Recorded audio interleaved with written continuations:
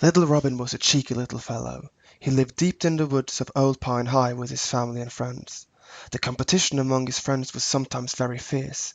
Still, the worst nuisance was a group of crows. They would eat all the food, leaving nothing to little Robin and his friends. Big Sam was a malicious crow. He would sometimes shriek noisily when catching insects and worms during the day. This would scare other birds off.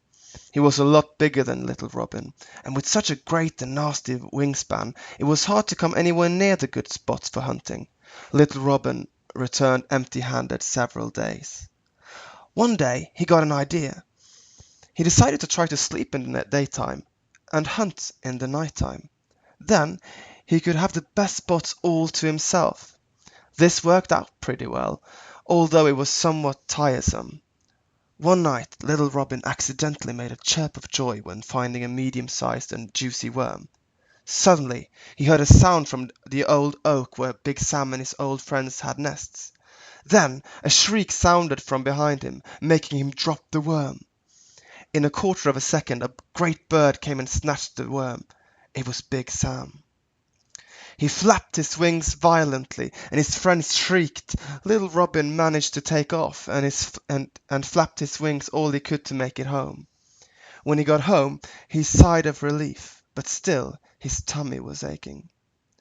The next morning little Robin gazed at the crows that gathered down by his favourite spot. The fledglings had also left their nest by now. Little Robin decided to take revenge. At midday the crow's nest was empty, and he persuaded his friends to come along with him. When arriving at the crow's nest, they decided to try to push them off the branch. This was a harder push than he had thought. Suddenly, an eagle came soaring past them, just as they managed to push the nest off the branch.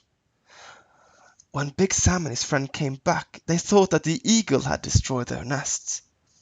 They left the next day, and little Robin had reconquered his favourite spot.